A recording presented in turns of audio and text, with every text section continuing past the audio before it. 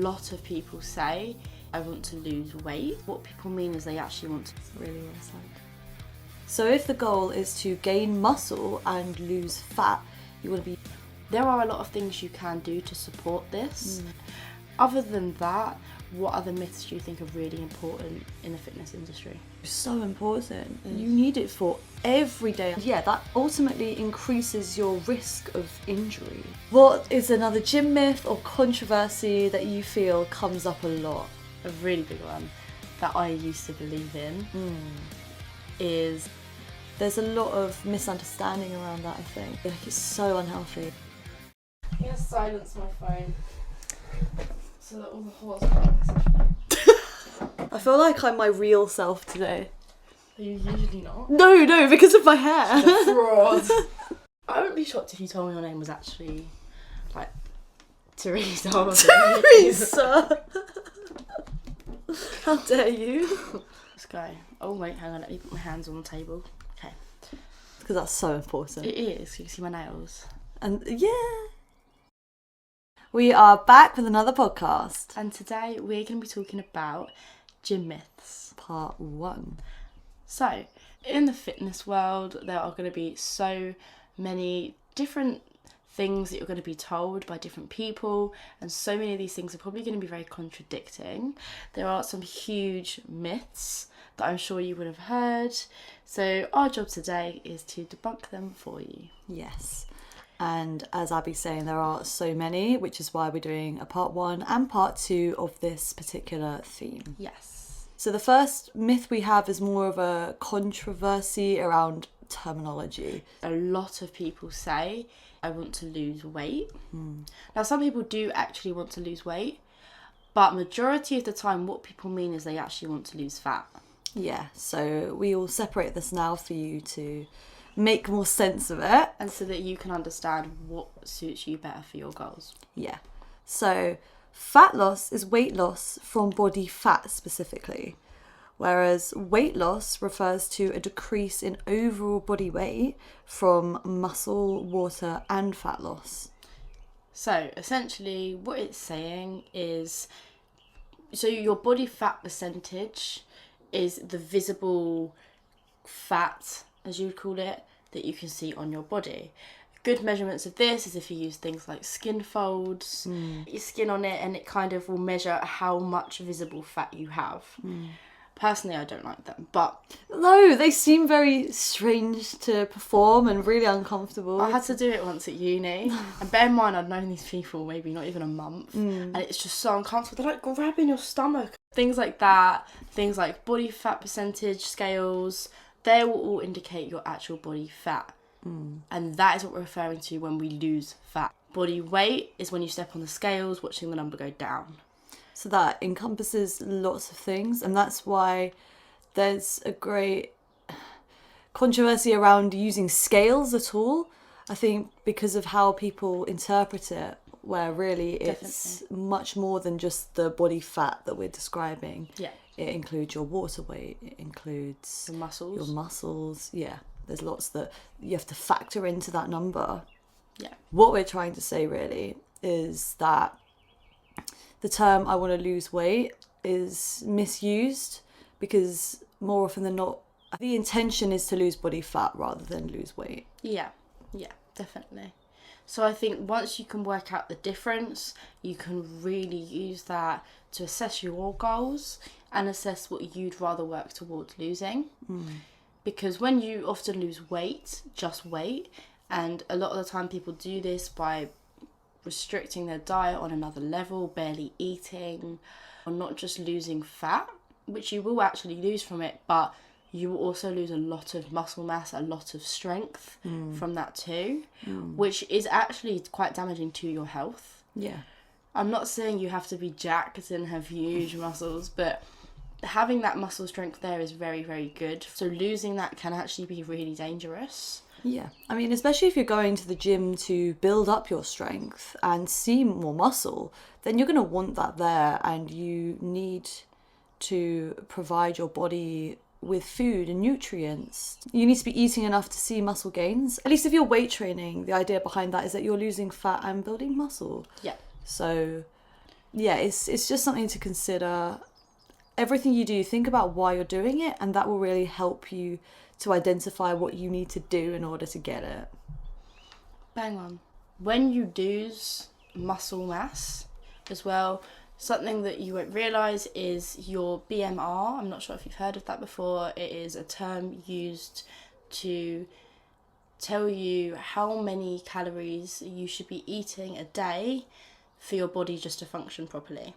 This doesn't include you doing exercise. This doesn't include you moving or doing much physical activity. This is purely, if you were to lay in a position all day, how many calories you need to be eating for all your bodily systems to be functioning as they should. Yeah. BMR, which is your basal metabolic rate, which is your metabolism, which is how it breaks down food into your body and uses it for energy. When you lose muscle mass, your BMR, your basal metabolic rate, will also reduce, which isn't actually a good thing, because it means the lower your BMR is and the slower your metabolism is, the harder it is to digest this food for it to be used, which means if you then have a time in which you overeat or you eat more, it will be harder for it to be broken down and you're more likely to regain weight. Yeah. It's quite a tricky concept. Once you wrap your head around it, it makes sense. And this is also why it's important to time your meals and consider when you're consuming, how far between eating and a workout you're leaving. Yeah. Especially if you go majority of the day without eating, the likelihood of you then binging later on in the evening is high. Exactly, so it becomes counterintuitive. Yeah, definitely, very. So if the goal is to gain muscle and lose fat, you want to be eating plenty of protein and eat in a slight calorie deficit, so you're consuming less calories than you were burning. So the idea behind this is that you're retaining enough muscle, but you're losing the fat on top of it so that you're seeing it more visually. And that's how you get this toned up look. Exactly. However, if you cut your calories too much, then you're going to lose more fat and more muscle with that too. So it's really important to get that balance right. And of course, you need to support everything that you're doing. So if you're cutting too much, then you're going to be depriving your body of the nutrients it needs to perform a high energy workout. Your heart health will decrease, your metabolism will decrease. These are all really important components of a workout, and ultimately the goal that you want to achieve is, if that's your goal anyway. Yeah. So we've spoken about weight loss and we've spoken about fat loss, we've spoken about the differences, the controversy around it. Other than that, what other myths do you think are really important in the fitness industry? The myth, I think, that you are going to look too bulky if you train a particular muscle group. So, for example, girls looking too bulky if they even dare to train upper body. Yes. Or boys training lower body. And I think they neglect that too sometimes. Yeah. Because of maybe the myth associated with the outcome of training that area. Yeah. So for example, with girls, I think the fear is that you're going to look bulky, and that isn't true. It is true if it is all you train, like anything. Yeah. It's true if you're eating in a calorie surplus, if anything, and then you're training and then you're building muscle really predominantly in that area. Yeah. But ultimately, what happens is then people completely neglect the entire muscle group. So for example, girls will completely neglect training their upper body, and then that factors into muscle imbalances in those areas, and then they won't be able to perform as well in particular lower body exercises. So for example, if you're doing RDLs, we've spoken about this. Yeah, this is a big problem. Yeah, you really need the grip strength to be able to hold on to, if you're doing it with a bar or even dumbbells, you need grip strength to be able to hold the weight as you're doing the exercise. If you don't have that, then you're never going to be able to execute that as well as you could. Yeah, 100%. I think, and it really does limit you. Even deadlifts, I know that's kind of similar to RDLs, but again, if you want to be hitting maxes on deadlifts and you want to be going into the hundreds and lifting big boy weights, you need to have that, You need that upper back strength to be able to lock that in as you come up. You need to be able to have that grip strength. You need that arm strength. You need the back strength as well as the legs. Yeah, because you can't effectively support it, right? Yeah. And yeah, that ultimately increases your risk of injury as well. Definitely. So it is really important to at least incorporate 1 or 2 days a week of training the opposite body part to what maybe you are prioritizing. Even just incorporating maybe full body days, that could help you a lot. If you don't want to dedicate an entire day to it, make it a full upper body as opposed to maybe just arms or just back. Do a bit of chest and back and shoulders, and the chances are you're not going to look bulky unless you genuinely try to. It is, again, important to have some balance in your whole body. 100%. Even doing things like the sleds, things like battle ropes, you need that leg strength, you need that stability. And a big thing that a lot of guys do say is, I play football, I don't need to train legs. You're not putting your muscles under tension the same way you are playing football than you are in the gym. You're not lifting heavy weights, and you're not breaking down those tissues. Whereas with football, it is just going to target your whole body more. It's good for your overall fitness. It's a form of cardio. So it's not really just on your legs. The chances are, if anything, you're more likely to then lose weight from football unless you are accompanying it with eating in a surplus and with weight training on the side. Because again, it is a very intense sport. It is very on your feet. You will burn a lot of calories doing it. So if you're not supporting that with eating more and resistance training, you're not going to have big legs from playing football. So that's why it is still important to train them on the side. And if anything, that will help you. It will give you more power. It will give you a better stride when you're running. It will benefit you. Absolutely, well said. As they're saying, it's not taking anything away from how beneficial football is to your overall health. It's just that weight training and targeting your legs in weight training is going to support what you're doing. And also having those muscle imbalances. If you're very top heavy, for example, it's going to put strain on your back. Or other way round, if you've got bigger lower body and a smaller upper body, again, it's going to cause postural problems. Especially, your posture is the way that your spine sits. So the idea is you want a neutral posture. That is what's the most beneficial for your body. It doesn't put any strain on your back, and the chances are it's not really going to hurt you or affect you. It's really important to be training every single muscle. Even if you're training some more than others, you need to incorporate them all. Your posture is so important. You need it for everyday activities and life. If that is compromised, then it's really dangerous. It will really negatively impact your life. I think about, bless her, my grandmother. Yes, she was very old and her back was so keeled over. She was looking at the ground most of the time. She never really put enough attention into how she was supporting her posture, and it's far too easy for us to slouch over. And that's why I think phones can be quite a big risk sometimes, because you're so used to sitting there like this on your phone. You're so hunched over. And there are a lot of things you can do to support this. Other methods other than training different muscle groups. Pay attention to the way you sit. For example, something that you always do when you have your standing desk. I was going to touch on that, and that is really good point. Yes, so I have a standing desk because you put more pressure on your spine when you're sitting. It's not a thought because you fatigue when you're standing or walking for a long period, but actually you do put more pressure on it when you're sitting down. So it's really important to stand and lengthen your spine as much as you can. And if you don't have a standing desk, then get one. But if you can't get one for whatever reason, then take regular walks and breaks, and that gets you outside as well. And you get more vitamin D that way. You're more exposed to just being in nature rather than being on your phone or on your computer screen, if that's what you use when you work. Really well put. What is another gym myth or controversy that you feel comes up a lot?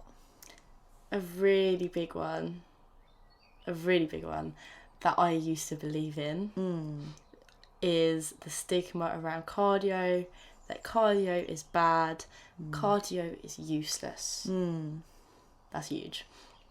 Yeah, it is. So there is a lot of hate towards doing cardio. People don't like it. And I can say that very confidently because I was one of those people. You wouldn't have seen me on a treadmill, you wouldn't have seen me on a rower, a bike, anything for the first at least year, if not more, of my training. I simply didn't think I needed it. I saw it as you should only be using it if you want to lose weight, which is also very interesting because we've touched on this. And I just didn't enjoy it.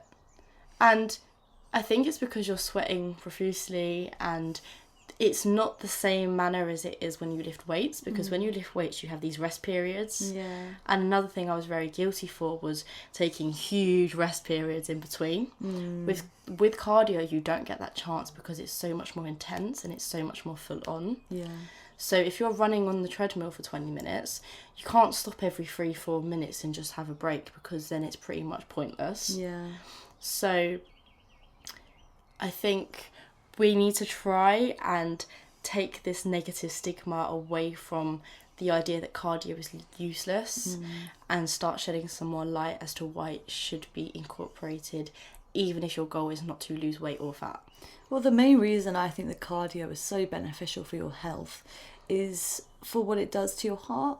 It really improves your heart health. Your cardiovascular system is part of that. It is really important that that is being trained, because then again, it's sort of like what we've said about the muscle imbalances and training to get a balanced physique. Yeah. The importance of that is similar to that of cardio, where cardio is supporting you with your other resistance training.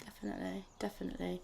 As you said, it's very good for your heart. The reason cardio is associated with losing weight is because you burn a lot more calories doing cardio than you do when you lift weights. Yeah. Because it is a lot more intense. So you will burn more calories. However, even if you are burning lots more calories because you're doing cardio, you can't outtrain a bad diet.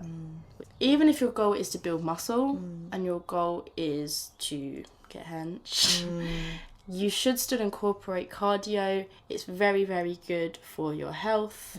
It's very, very good for your stamina and your endurance. And again, it gives you a nice break. At least I found. Yeah. When I was training weights 5-6 times a week and that was all I would do and I wouldn't step on anything else, it did actually get to a point where I could feel myself getting bored and that terrified me. And that's when I then stepped on the treadmill because I thought I actually probably should do something else. That break was just nice and it allowed me to start enjoying lifting weights again. It's all in your approach, right? So if you're seeing it as this is something that breaks up my regular routine in quite a nice way, then it makes it far easier to be able to do it.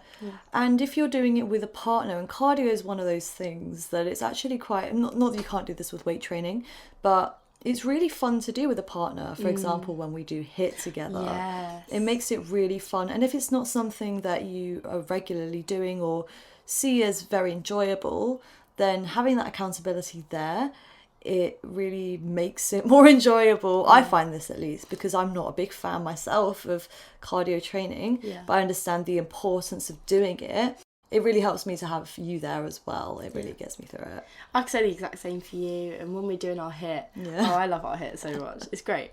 Me and Frankie started doing HIIT maybe...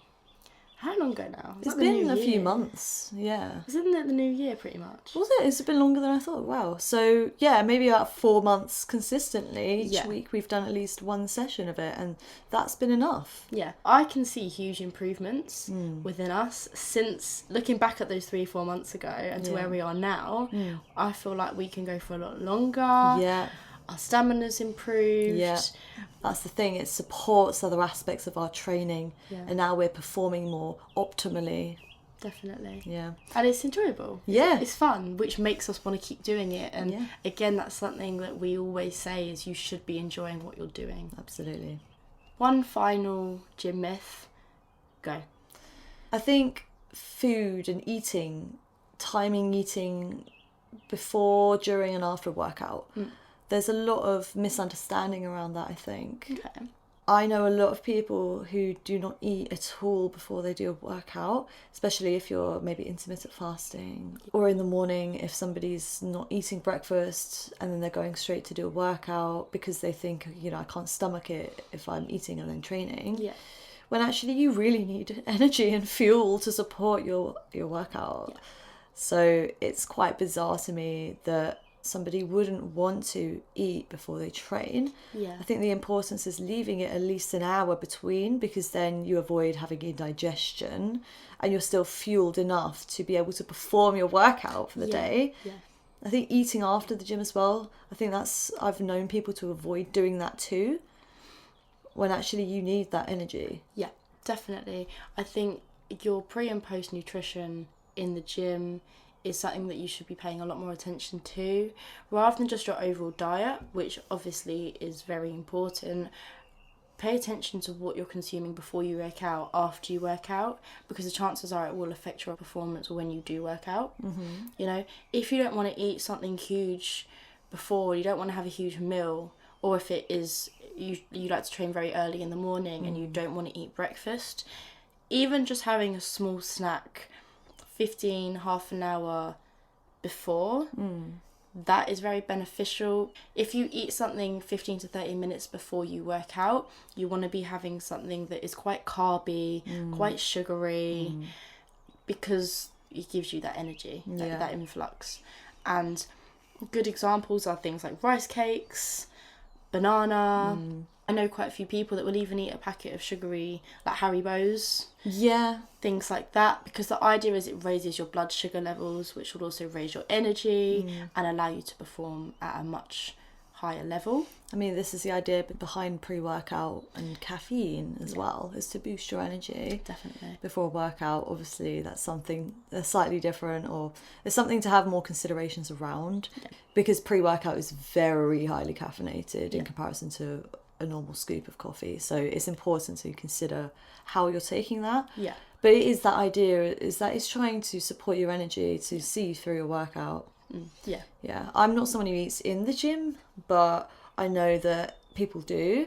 And again, it's to support their energy, to keep that high. Yeah. Yeah, a lot of people either they keep their pre-workout whilst they're training, so they don't drink it before, they drink it throughout. Same with energy drinks. That's something I do. Some people do bring maybe a packet of sweets if they're going to be having a long session, not so much as a short, intense one, but maybe a much longer session where they then have breaks. Or people who are doing training for a sport, for example, and they're being conditioned for 3-4 hours throughout the day. It's really important to have snacks with you, bananas, sugary things, anything that's going to give you that energy. Yeah. In terms of energy drinks and coffee, I know that it is quite important sometimes as to when you are drinking it. If you are somebody that trains later in the evening and you need that energy for that workout, however you're going to be going to bed after, sometimes caffeine probably isn't the best idea, because it gives you that energy, but there's a caffeine window, as they call it, in which it usually takes 6 to 8 hours. So a lot of people will say you shouldn't really drink caffeine after like 2 p.m. Yeah. I personally don't listen to that. But if you are somebody that struggles with sleep, or you want to improve your sleep, maybe look at an alternative. Yeah. Look at eating more natural sugary foods. Yeah. I think I can hear something in what you're saying in the importance of maintaining a smooth energy output, input and output.